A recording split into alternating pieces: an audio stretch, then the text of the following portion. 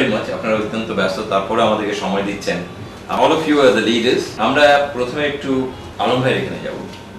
যে আলম ভাই, আপনি তো অনেকদিন থেকেই নেতৃত্ব দিয়ে আসছেন। You have a big team and you're deputy managing director of the company. তো বাংলাদেশের কনটেক্সটে যদি বলি, অথবা যদি আপনার অর্গানাইজেশনের থেকে যদি বলি, যে টিমকে নেতৃত্ব আপনি দিচ্ছেন, একটা নেতৃত্ব দিতে গেলে বা এই ধরনের একটা অর্গানাইজেশন নেতৃত্ব দিতে গেলে কোন কোন জিনিসগুলোকে আপনি মনে করেন প্রাধান্য দেওয়া উচিত? Thank you very much for the question. Actually, I always try to be important to certain core values. Actually, in relation to leadership, actually, I mean, say in terms of experience, in terms of lot many things are coming up. But the most important things is about the person actually, in terms of building up the character and the personality. Because unless you happen to be a man of real character actually, because I try to give too much importance in terms of the old values of integrity, honesty. Unless you seem to be a genuinely a good person, then regardless of whatever trainings actually you have dropped, actually these all just goes.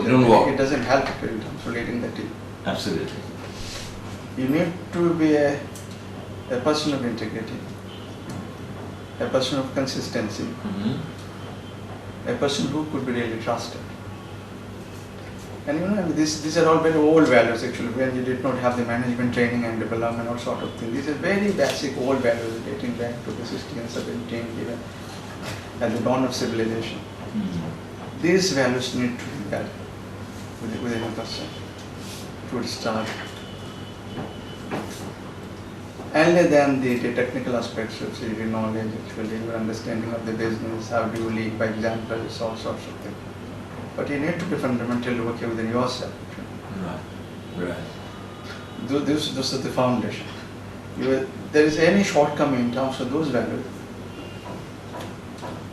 all other things comes just superficial. When you will be leading the team, you get caught somewhere actually. Right. If you have the duplicity in your character, you will lack integrity, you will lack consistency. So, and whatever you are saying, actually, these are all superficial. You cannot hold on for long. So, the strength of the character is very important thing to be a good leader. And also, the nurturing the old traditional values. Actually, you know, nowadays we have a situation we try to manipulate things. Actually, we try to pretend to be a good leader. But we don't have the elements of those. The element of goodness actually. We pretend actually that we're a good leader in terms of style, in terms of exposition, in terms of a lot many things actually, in terms of dresses, in terms of the way we speak actually. Right. I mean, I can have an endless number of sessions actually propagating the ideas of team building and sort of thing. But internally, you know, at certain point in time, you see that I don't have that qualities because I really lack those fundamentals. So this is something very important, the foundational part of it, that you know, to have a strong character.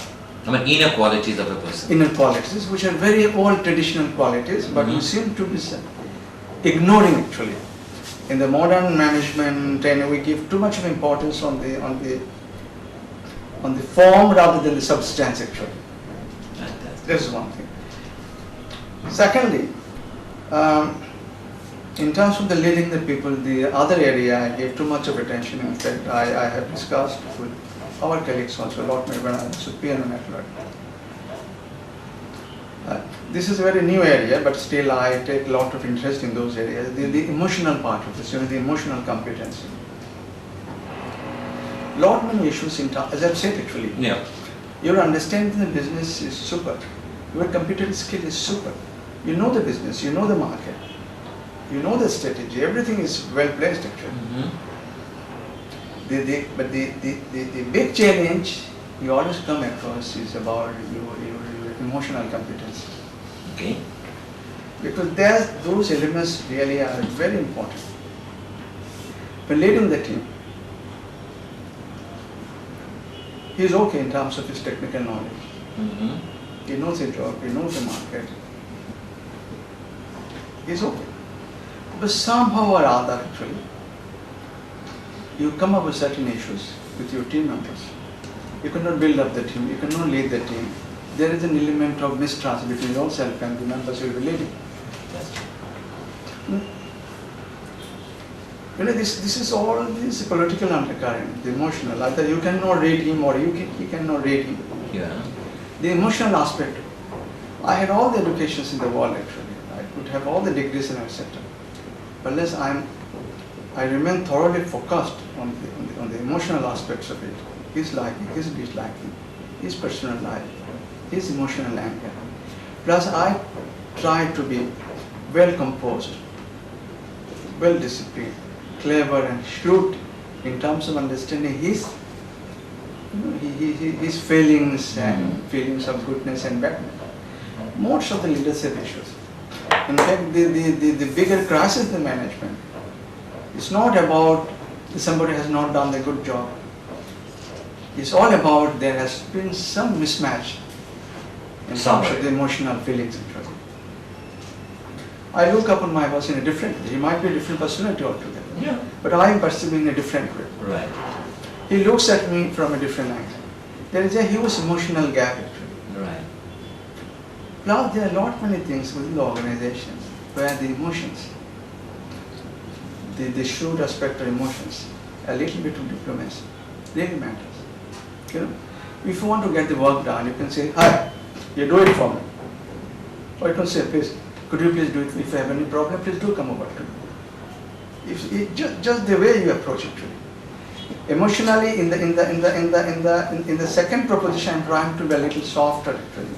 Right. I'm winning his confidence. But in the first one, actually, I'm trying to be a little bit demanding and commanding. Without being knowing that person doesn't like that sort of style of leadership. Mm-hmm.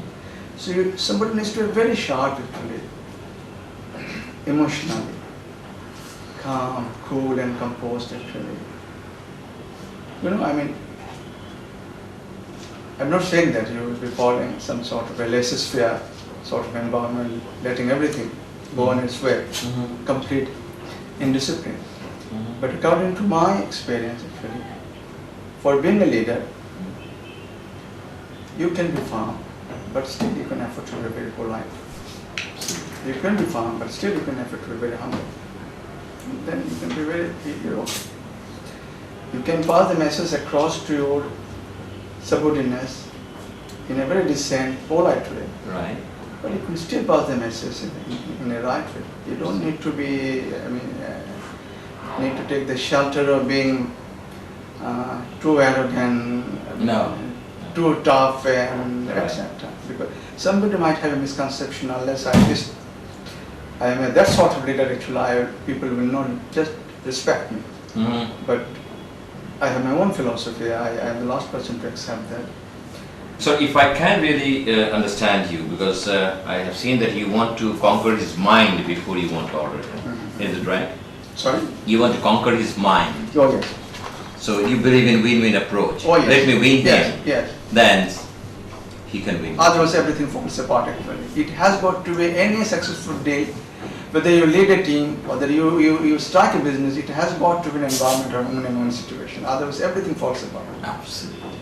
So thank you very much for your wonderful My message and we really appreciate it. pleasure. Thank you, sir.